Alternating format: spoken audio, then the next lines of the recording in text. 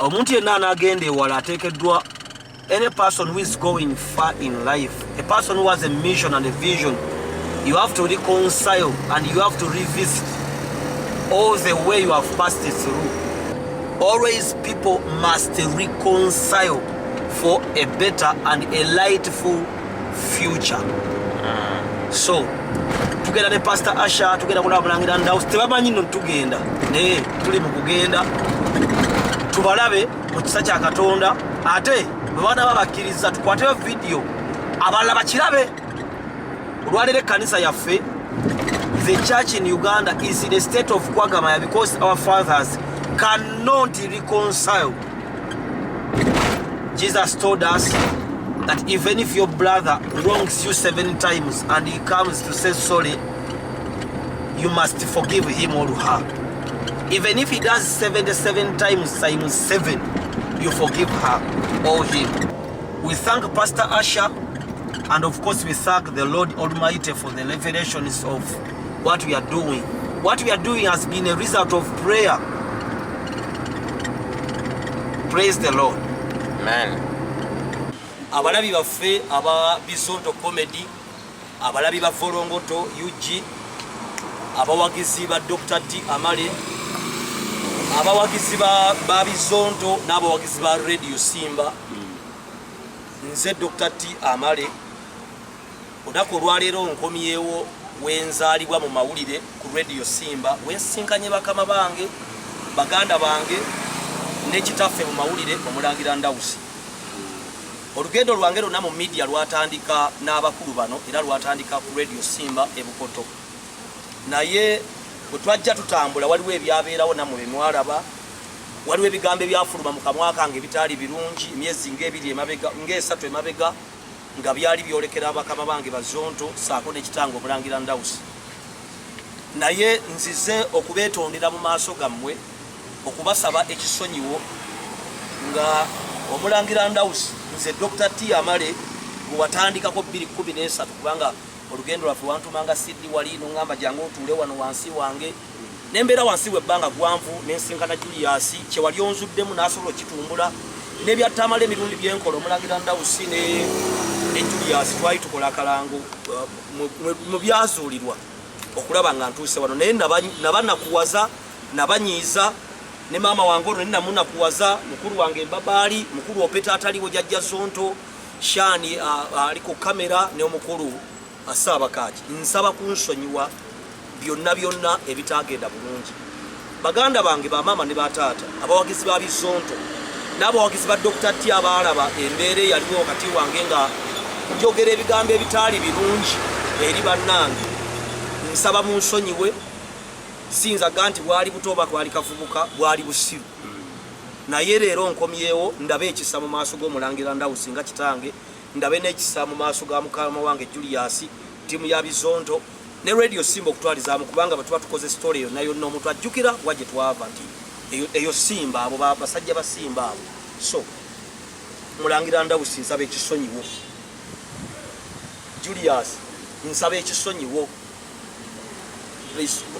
kulwa Bazonto naye mama nja mwetondera ye nga ye mama nsaba ekisonyiwo olwa byonna ebyaliwo n'abawagizi ba Dr. T abataakiraba mu makulu kye nakola nammwe nsaba okunsonyiwa ate tweyongereyo obwa Sseruganda tuyinza okuba tukyakola ffenna naye obwa Sseruganda busigala okubanga ono yanzimbye yantwala nenkola emirimu okusooti nenkomawo nanzimba nanfunira ekifo nenkola paka olwaliwo enkoze era n'obulungi bwendiko obutono oba obungi buva mu baami bano boolabye wano. So nsaba ekisonyiwo ng'omusajja omulokole ng'omusajja omukulu ate ng'omuntu alabibwa abantu oba alina abalaba inspiring. Yes, webale nnyo webale ddala abalabi ba Volongoto n'aba Bizonto Comedy. Ekyamazima nze nzikiriza kyokwetonda kya buntu n'okusonyiwa kya buntu. Atasonyiwa tasonyiwa kyokka ate n'ateetonda tebamwetondera. Kati mu mbeera eyo muganda wange kaze sirina kyenyinza gamba nti sisobola kusonyiwa ttona kubanga kyeyansobya kyandekanga bwendi nga bwondaba kyankyusaako kiba kyankosa kyammogolako ke kyammogolako naye ate kasobola okudda senga ebbanga litambula kalina n'okubanga kakomawo yadde tugamba nti we yabiteeka bikyaliwo era wakyali abigwako nga bipya naye ekyo si kyengenda okwetikka Tobi sikuyitaako mutawaana kusonyiye ku mutima kwenkijja era bwe nkusanga mu kkubo nekubira akagombe bwema nkubidde kagombe nesongerako kirala manya nti abadde ku bwangu nesika kubako bwinengana imama kati nkubira nakwiza kagombe n'agenda bwemba nkikoze kyolaba nga nkikoze nga sisobodde kutuukiriza kyewandyagadde manya nti nemereddwa bulemererwa togaana kunkubira simu oba olina kyombuuza togaana kunkubira simu oba olina kyompabula nange eyange gikwate oba nja kukubiranga mu ngeri ez'enjawulo tuyinza obutaddamu kubeera nga bwe twali nti batulaba leero nuweegenze eno ng'omuntu asuubira nti erimu Tobi ne Julius ne Babaali kiyinza obutaba bwe kiti naye ku mutima gwange sina nsonga lwaki nsibako obusungu kubanga Tobi yaŋŋamba bw'ati ne bw'ati kyekimu ne kyensaba baganda bange benkola nabo bwekuba kuliko alina akakuku ku mugulu wano amusonyiwe kubanga leero ye yeetonze nkyagwojja okwetonda ew'omuntu omulala tusobya abantu olumu nga tetumanyi olumu nga tumanyi olumu nga tugenderedde olumu nga tetugenderedde n'olwekyo mbasaba mmwe Babaali Annabel n'abalala abataliwo Sabakakino Peto ne Shan tusonyiwe Tobi ensi eno bweti weeri tugitambulamu bwe tuti tutambulira mu saako ebiseera ebisinga obaliriza wewavudde nga wonzi kyekyenyinza okugamba abalabi ba Golongoto ne Izondo Comedy ffe tetulina tabu na mukulu ono ffe nno twali twamusonyiwa dda naye ndooza ye nga kimulumiriza kimulwanyisa okuba nga ajja yeetonde whereby twali tetukisuubira era nange mulabe neneewuunya neŋŋambye Julius nemugamba naye omanyi omusajja yalayika aze kwetonda tukole tutya naga mujjeyo tumuwulize tuli byagamba then that's all ekikulu najja ate n'omusumba gambe binne biyingiramu Katonda mungi nga tefa batusanze tulina Katonda waffe ne batwongeraho Katonda najjula mungi nnyo netugamba it's okay kati musonyiwe era nga twamusonyiwa kati tumusonyiwa in public right now kati ekibadde ku mutima eri abantu aboogera ebigambo ebingi kati tumusonyiye in public ekitegeeza n'emitima gyaffe tuggyeko ebyo byonna byonna ebyaliwo okusonyiwa it's healthy kirungi kiri bibiriko kirungi nnyo abantu banemwina okusonyiwa so mukulu Tobi oboze neweetonda tetulina tabu kyobola mbadde nemya ku mwana muwala ono teyabirinamu teyabirimu naye bamuwa bulo nagamba kange bakama bange oba nange nyendeddemu naye era mugaye jangu naawe oyimirye wano so tetulina tabu naawe we can still work together collabozi byani eba it's okay so we okay with you abalabi baffe n'abawagizi baffe emirimu egisinga tuyinza okuba tetukyaddamu kukolagana bazonto naye bingi byetukolera backstage bingi byetuwabulanga na Julius ayinza okuba alina essimu gye yeetaaga oba omulangira bingi byetukolaganya obubirubiru bwe tujja nga tuyiriba ffenna bugenda kusigala nga butambula ate tekiyinza kuvaawo nti nazaalibwa ku Radio Simba wabula mbadde nsaba omulangira Ndawusa agambye nti Katonda ababadde naye naye neyeeyongerako ng'abazadde era abantu abampandako eddusa okweyongerayo n'okulaba nti abantu bagenda kulaba vidiyo eno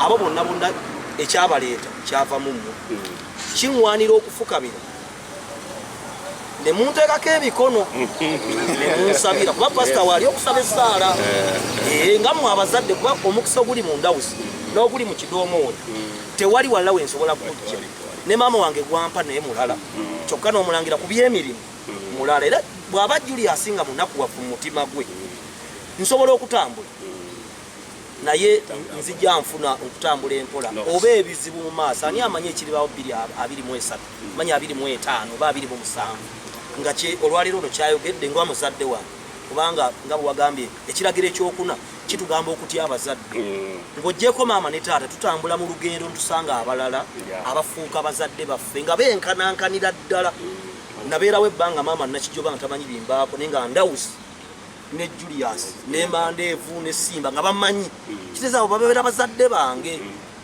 olunaku olwo so mbadde nsaba ntegeko emikono munsabireyo omukisa nga bwe munsonyiye nga tofukamiridde nze ofukamirire lwakusaba nze nja kwagala okumusabire abatulaba mwenna twagala okwongera okwencouraginga ensonga ya honor kubanga mu mountain of influence kati tata waffe tumulina omulangira ali wamu naffe wano naye nawe oyinza okubeera gy'oli okimanyi nti olinayo taata weeyo naye ng'okola ebintu ebitali biki twagala example egende on different mountains of influence where you work, where you sit. Buli lusozi kwe tuli kuliko bataata baffe ne bakulu baffe kati tweyigiriza okubanga we honor those leaders. So twagala okusiima era tubeera kusaira mu ddoboozi eryo ery'okuba nti okomyewo n'ossamu ekitiibwa kitaawo ne baganda babakulu era tujja kusaba ssebo Dr. T ate obutakoma wano kubanga kitaawo mbadde njogerako naye n'agamba nti aludde nnyo okulaba so kiba kirungi n'akulaba buli mwezi n'abaako akantu katuli kalengedde akoze katya nga katuuse so mukaba tumwebaza nti the honor will continue. Okay, let's pray for you. Father, we thank you, Lord, for Radio Simba. We thank you, Lord, for the work our Father Prince, oh God, and our brothers from Vorongoto, yes, and the many things they have been doing. We thank you for the mountain of media, oh God of goodness, that it is giving access to many of us to listen, news and entertainment. Many things, Lord, are being done. And we thank you that you have glorified these men in our country and they have done great things. And Lord, you have brought so many young people in their hands, and indeed, talent is being exposed, Heavenly Father. We pray, oh God, for Dr. T right now as he comes to honor his father and his elder brothers, Lord, that you may also take it unto the heavens, that you may release a blessing. Dr. T Chali Mukola today, India kuteka wansi wa concept twita honor. Lwakuba tetandise na kusonyibwa oba kusaba kusonyibwa. Omulembe gwaffe guno ndaba abasinga wano ndaba twe bafubuka. Kati emu kye tulina mu Uganda tulina omulembe gw'abantu abato abatategera kigambo kya honor. Honor nsonga nkulu nnyo enzo kwate tulina budde bwayo naye abantu omuntu ng'akusingako ku lusozi kw'okolera awakawa w'obeera omuntu yenna eyavaamu akusingako emyaka experience ey'enjawulo bw'oba oli wansi ne bw'oba omusinga ekitone kikulu nnyo okumusaamu ekitiibwa kati bw'oba waddewo embeera ebeera mu bulamu mu mirimu nga Julius ne Toby then kyetaagisa okutandikira ku nsonga y'okusonyiyibwa oba okusabibwa okusonyiyibwa ekirowooza ne yakiretse kuba kimutaddemu eyakitese omusajja atula wansi n'awulira ekigambo kya Katonda ebyandika bitusomesa nti bw'omala n'owulira okutu okumu n'owulira okutu okulala ofuna okukkiriza n'okola ky'olina okukola